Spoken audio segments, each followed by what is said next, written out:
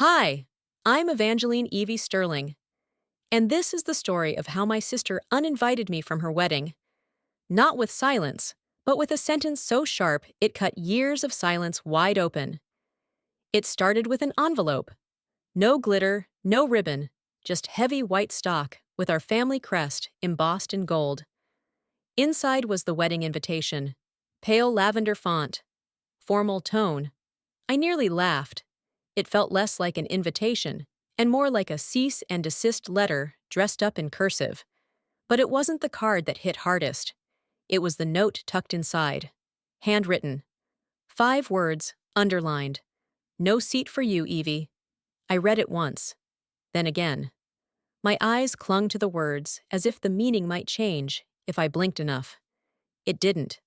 The kitchen was silent except for the hum of the refrigerator.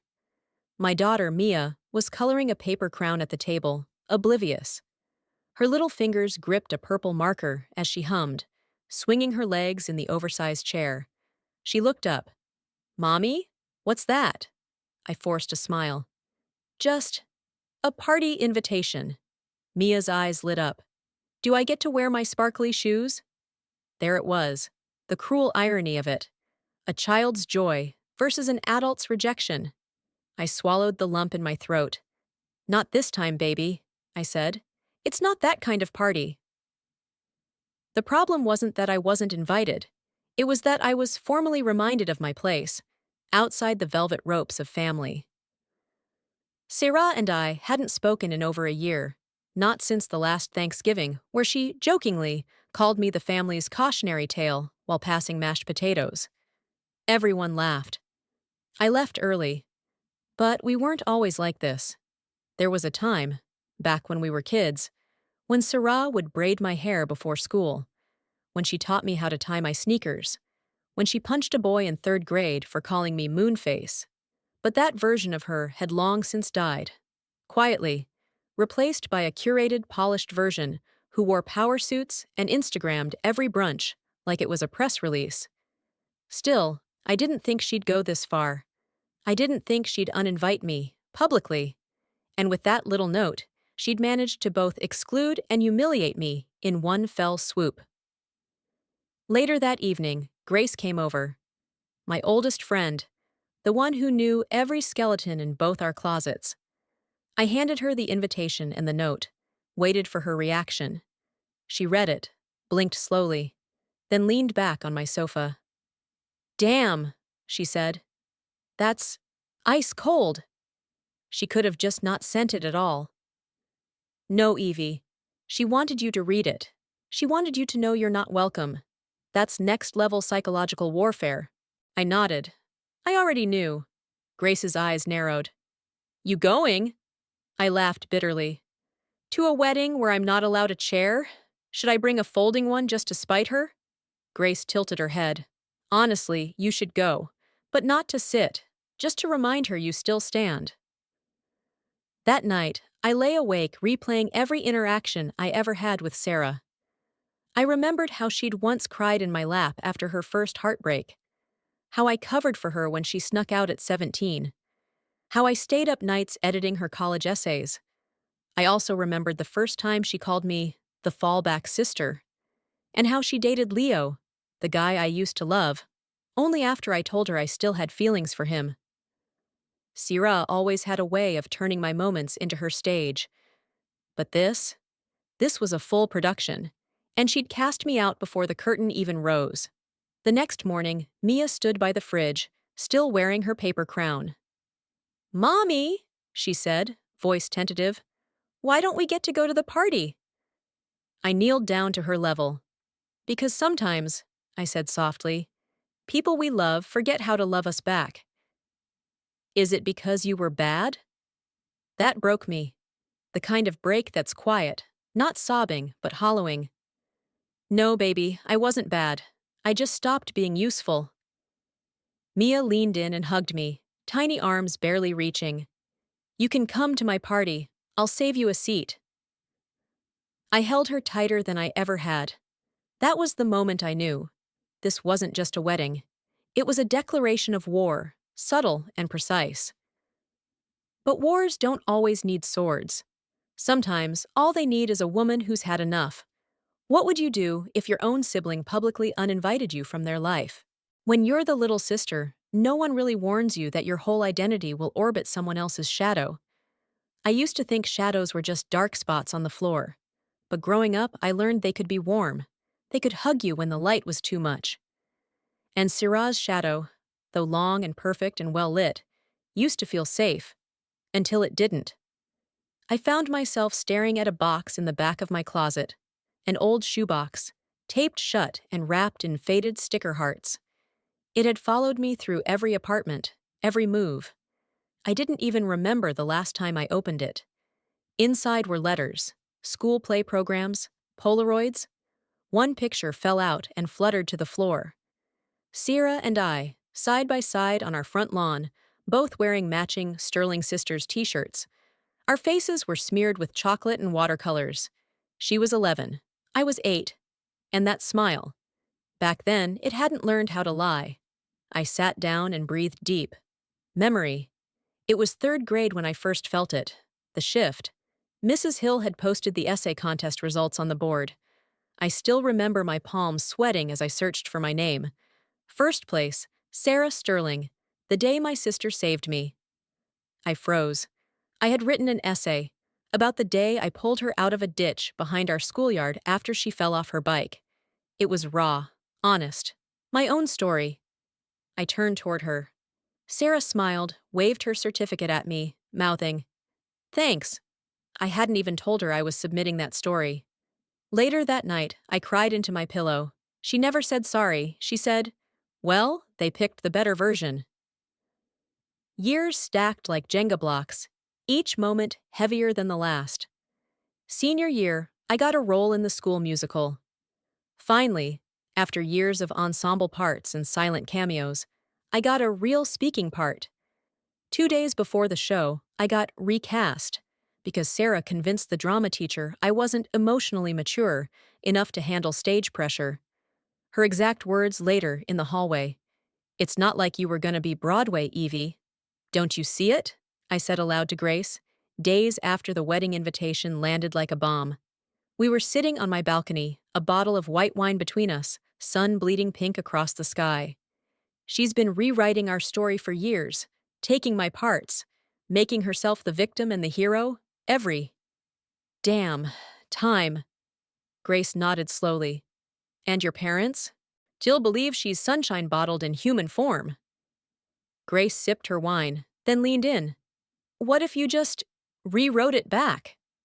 I frowned. "What do you mean?" "I mean, maybe it's time someone told the truth." Back inside, I pulled out another letter from the shoebox. It was folded in tight, the edges worn. Leo's name on the envelope. My hands trembled. Leo had written me a letter? Why didn't I ever see this? I unfolded it slowly. Inside, his handwriting was slanted and firm. "Evie, I wish I could say this in person, but you always made me nervous, in a good way. I think I messed up. I think I picked the wrong sister." My breath caught. I flipped to the second page. More ink, more regret. Sarah showed me texts. "Things you supposedly said about me. I believed her. I'm sorry. I was stupid. But if there's still a chance..." I stopped reading. She had shown him fake texts? I needed air. I grabbed my coat and walked. My feet carried me across old sidewalks and forgotten routes, past the church where we were both baptized, past the diner where Leo first kissed me. Every building held a version of me I no longer wanted to meet. And yet, in each reflection on darkened windows, there she was. Little Evie, still waiting for Big Sister's approval, still hoping this time it would be different. When I got home, Mia was asleep on the couch, a crayon tucked behind her ear. The movie credits rolled, soft music humming into the walls. I kissed her forehead and pulled the blanket up to her chin. Then I walked into the kitchen and picked up my phone. I texted Sarah. "I found Leo's letter." 3 dots appeared, then vanished. Then nothing. The silence confirmed it. She knew. She'd always known. And she never thought I'd matter enough to find out. Have you ever let someone take your truth and tell it louder? It wasn't the letter that ruined me. It was the fact that Sarah had always known I'd never see it. That's the kind of betrayal that doesn't scream. It echoes. Quiet. Repetitive. Cold. And just loud enough to make you question your own memory of love. After Meredith's reluctant confession at the cafe, I walked home in a fog. My thoughts weren't even thoughts. They were a looping reel of what-ifs tied to a single truth. Sarah had deliberately rewritten my love story. I had mourned that relationship for years, convinced myself I had pushed Leo away, that I'd over-romanticized a college affair. But it wasn't just me he abandoned. It was us. He and I had had a real chance, and Sarah ended it the moment it became inconvenient for her narrative. I took the long way home, past the bookstore where Leo and I used to sit in the aisles, reading out loud from whatever poetry we dared to mock or secretly adored. He once told me I read Bukowski with too much hope. I told him he kissed like an apology. Now I knew why it always felt like he was asking forgiveness. Grace was waiting on my porch. She always seemed to know when I needed her, not in the cliché best friend intuition kind of way, but because she watched me, noticed when my fingers tapped too fast or my silences came too early. I brought rum raisin, she said, holding up a pint like a peace treaty, and backup spoons. We sat on the stoop, passing it between us like communion. I told her everything, word for word. Meredith's guilt, the fake text, the destroyed letter, the one-sided betrayal that had shaped so many years of misplaced self-blame. Grace didn't interrupt. Not once. When I finally stopped, she exhaled. "You're not crazy, Evie. She is diabolical." That word felt so sharp, dramatic, but also true. She knew, Grace. She didn't just sabotage my relationship. She rewrote my memory of it, and I let her. You were surviving, not letting. I shook my head. I was always the one just trying to keep the peace. Well, she said, her voice steady, maybe it's time peace stopped being the goal. That night, I did something I hadn't done since college. I pulled out my old external hard drive. Inside were years of digital debris, photos, notes, even drafts of poems I was too scared to show anyone. But what I was looking for wasn't poetry. It was proof. I found it faster than I thought I would. A folder titled Spring Break 2014. Inside were dozens of images. Leo and me on the dock. Leo asleep with my dog. Leo holding my hand during a haunted house tour because I hate jump scares more than spiders. And then, the video. I had forgotten about it completely. In it, we were in my dorm, laughing. Leo was holding the camera. I had chocolate on my lip from a cookie, and he was teasing me. The camera zoomed in. I reached to cover the lens, laughing. "I love you," he had said, off camera. "God help me, Evie. I think I really do." And I had laughed harder. Not because it wasn't true, but because I'd been terrified of hearing it. I watched it twice. The second time, I noticed the door to my room in the background. It was open. And for a single frame, just one blink and you miss it moment, someone walked by. Sarah. I sat back, breath catching. The timeline matched. She was visiting that weekend. She had been there. She had watched me fall in love. She had seen it bloom. And she'd crushed it with a lie. The rage didn't come all at once. It arrived in layers, grief first, then shame. Then, slowly, a cold sort of clarity. This wasn't just about Leo. It was about every time she'd cut me down and smiled while doing it. Every dinner table where I bit my tongue. Every time she made me feel like an accessory in my own family. She'd always known exactly how to silence me, because she built the rules I lived by. I spent the next morning compiling everything. Photos, screenshots, emails, even the video. Grace helped me scan, sort, and label files, like we were preparing for court. "I'm not doing this to ruin her wedding," I said, as I labeled the flash drive Truth 01. "No," Grace replied. "You're doing it because you deserve to stop pretending none of this ever happened." I nodded. I need her to know I remember. And what if she doesn't care? I looked up. She doesn't have to. She just has to hear it. That night, Mia crawled into my lap while I worked. Are you making something for the party? I paused. Yes, I said. Something important. She smiled sleepily. Will there be cake? I kissed her forehead. Maybe, but it might not taste sweet. Ever had someone twist your past so well, even you started to believe it?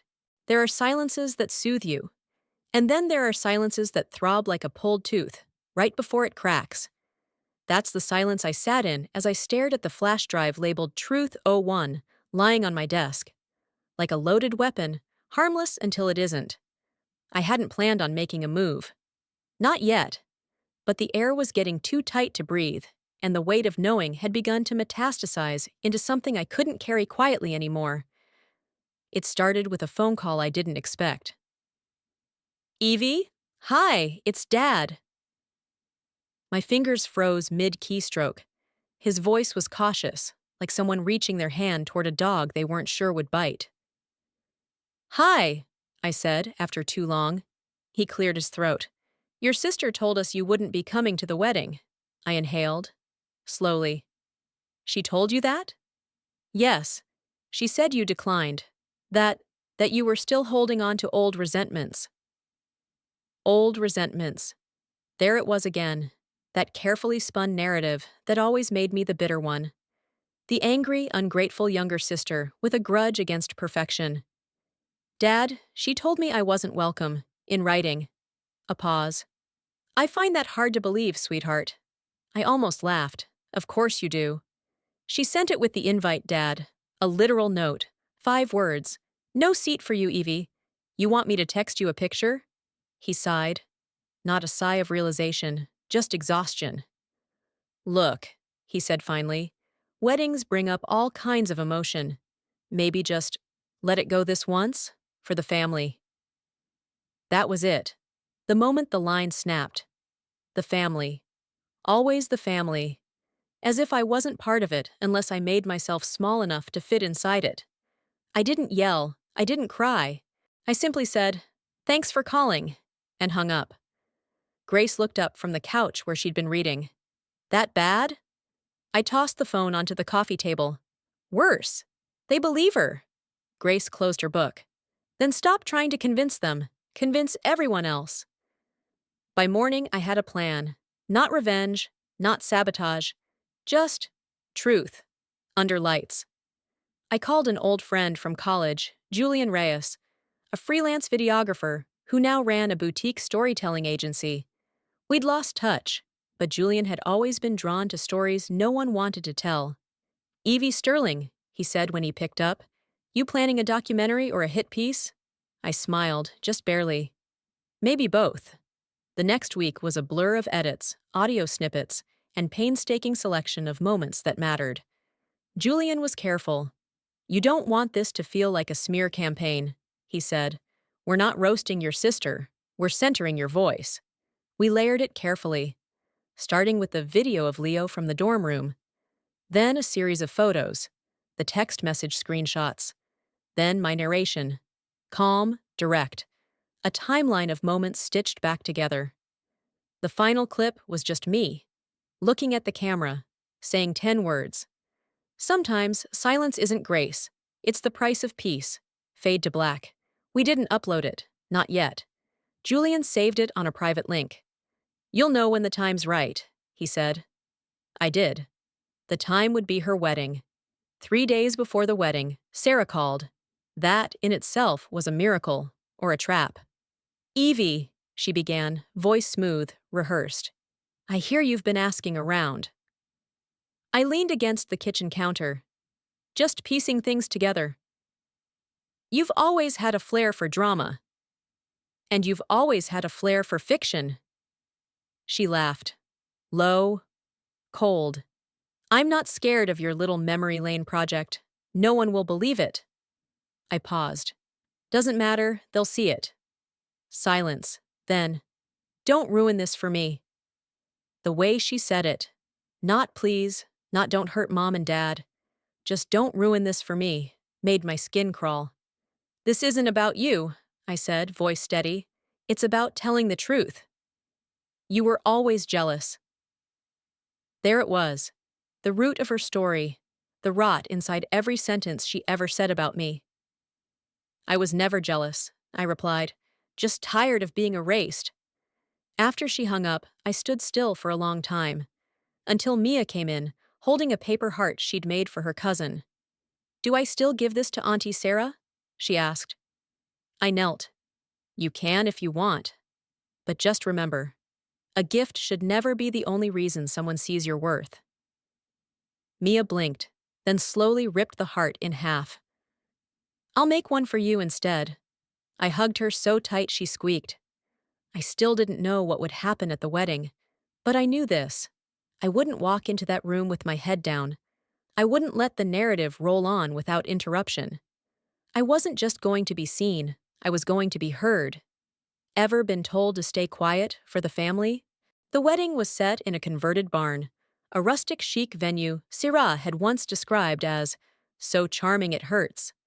Outside, fairy lights twined around trees, and hand-painted signs pointed toward Love Lane and Happily Ever After this way. Inside, the walls smelled like fresh-cut flowers and filtered expectations. I stood just inside the doorway, invisible in plain sight. People moved around me like I was a coat rack. Some recognized me but didn't wave. Some glanced once and turned quickly back to their conversations, holding wine flutes and manufactured laughter. Sarah had done her job well. I was the ghost of her story, and ghosts don't belong at weddings. Grace was already there, sitting near the back with Julian. They gave me the faintest nod, like checking a parachute before a jump. A waiter moved past. I took a champagne glass without thinking. My hand trembled a little, not from nerves, from memory. I could still remember being 13, watching Sarah walk into her first school dance in a red dress she'd borrowed from our mother. The way people stared at her, the way they moved aside like she was music they didn't deserve to hear. She still carried that effect. But this time, I wasn't interested in watching her dance. I was here to reclaim my silence. They began seating guests. I didn't have a seat card. I didn't need one. I walked toward the side aisle and stood near a decorative archway wrapped in ivory ribbons. From here, I could see the rows of people, the empty stage, the altar, and the projection screen.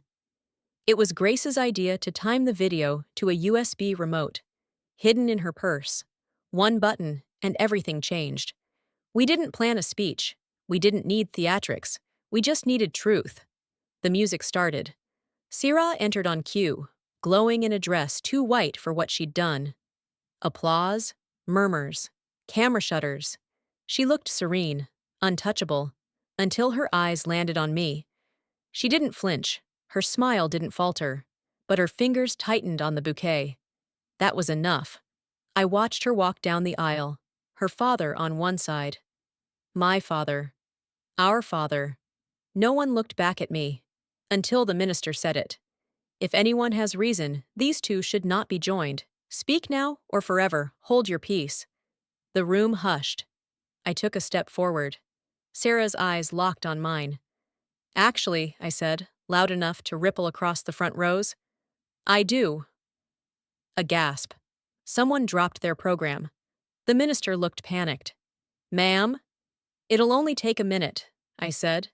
My voice was clear, not angry, not shaky, just calm. I turned to Grace. She pressed the remote. The projector blinked to life. The screen filled with the first photo.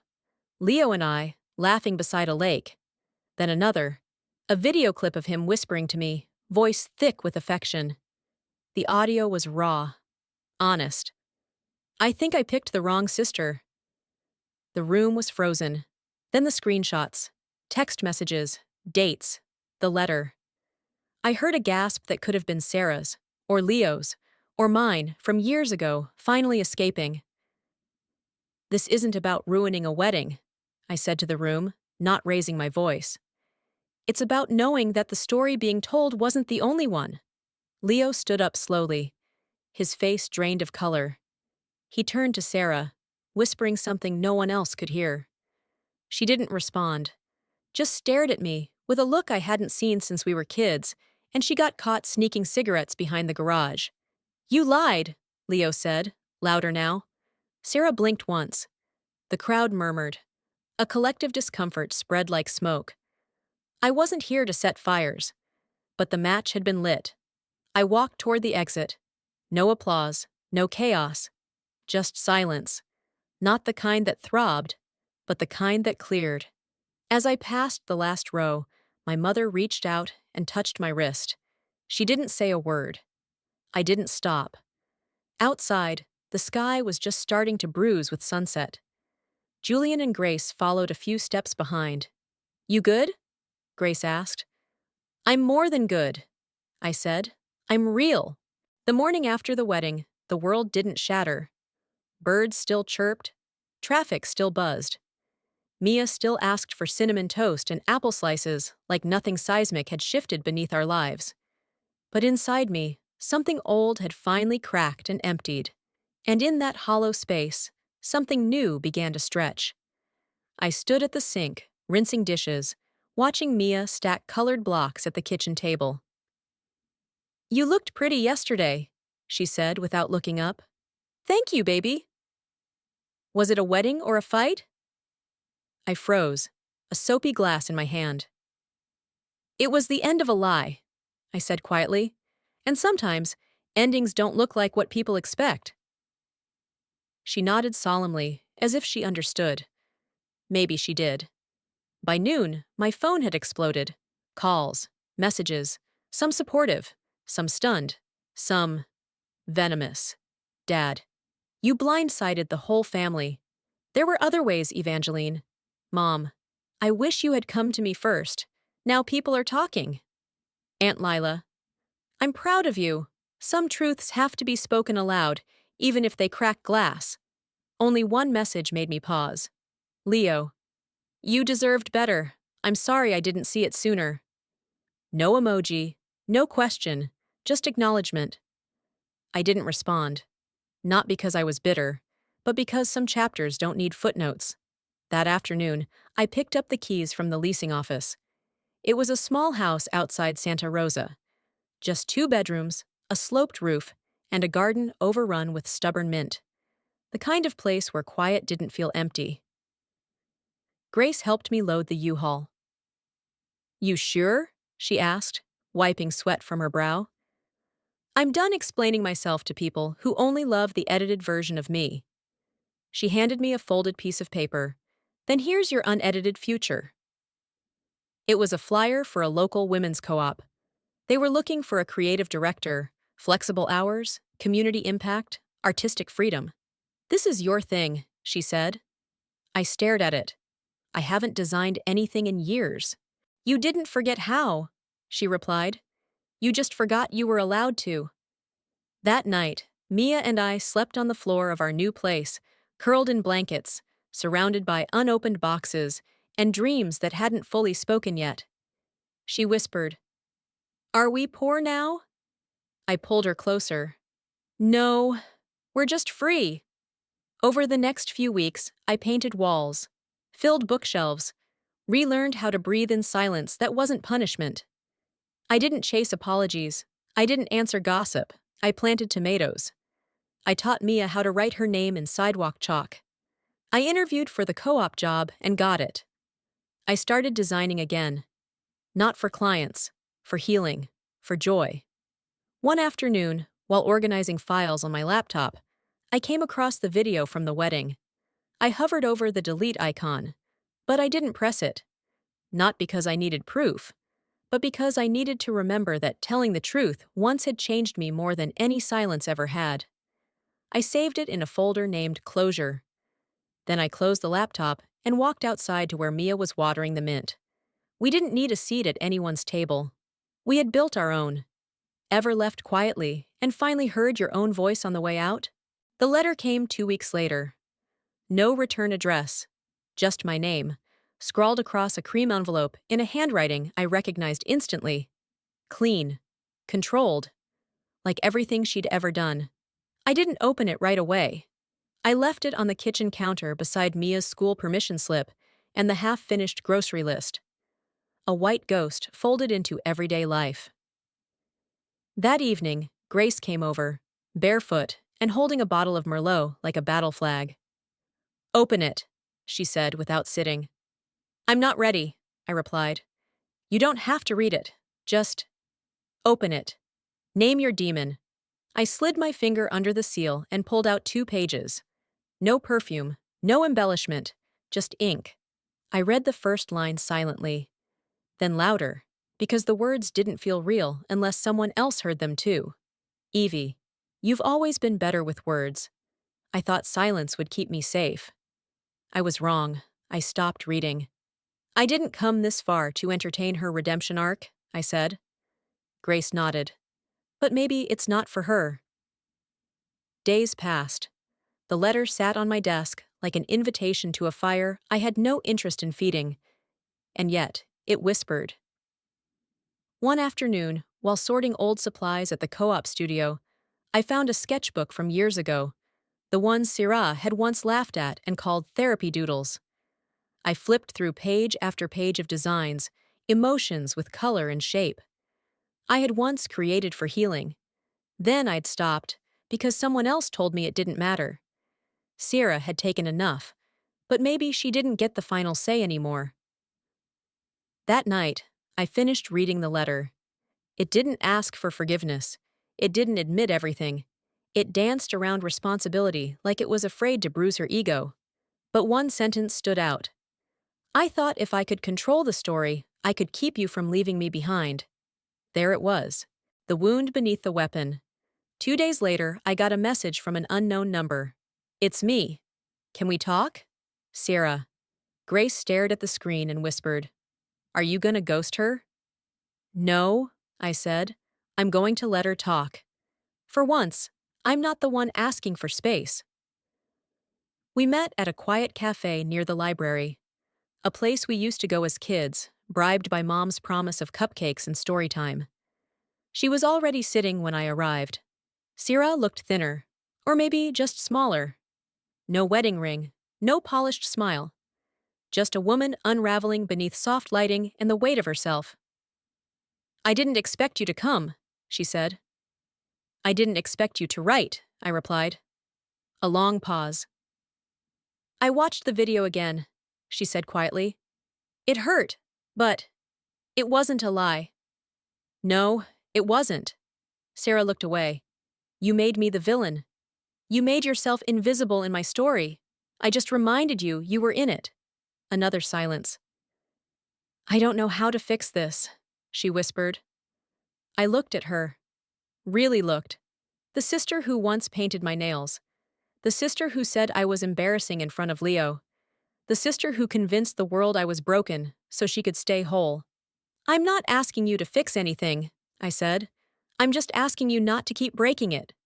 Her eyes filled with something I didn't recognize. Maybe regret, maybe grief, maybe, for once, the beginning of truth. When I left, I didn't feel triumphant. I didn't feel vindicated. I felt clean, like someone who had finally stopped bleeding from an old wound. Mia was waiting in the car. She looked up from her coloring book. "Was Auntie Sarah sad?" "Yes," I said, "but sadness is where change begins." That night, I didn't cry. I sketched. I designed a line of greeting cards for the co-op with words that felt like medicine. "You don't need closure to heal. Love doesn't erase you. Silence isn't loyalty." They sold out in 3 days. Have you ever let someone speak just so you could finally listen to yourself? Sometimes, it's not the ending that stays with you. It's the first quiet morning that doesn't hurt. The first cup of coffee you drink without flinching at a memory. The first breath you take without adjusting yourself to fit someone else's expectation. It had been 6 weeks since I met Sarah in that cafe. We hadn't spoken since.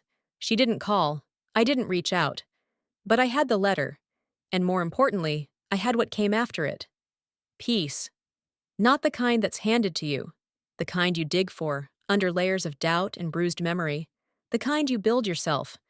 The women's co-op became more than a job. It became a rhythm, a pattern I could rely on.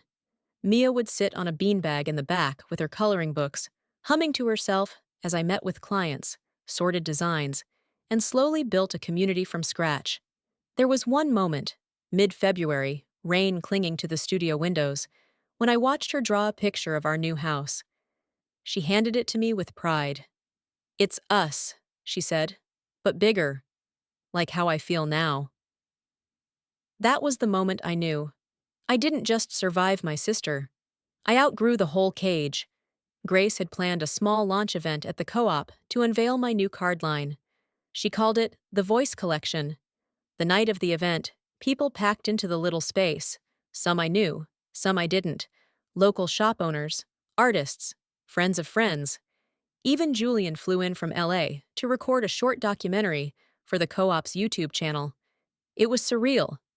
1 year ago, I had been drowning in shame. Now, I stood under soft lights, surrounded by warmth that expected nothing from me but truth. When Grace took the mic and introduced me, I didn't prepare a speech. I just stepped forward, exhaled, and said, "I used to think being quiet was the same thing as being good. Turns out, I was just being erased. These cards, these words, are not just designs. They're recovery.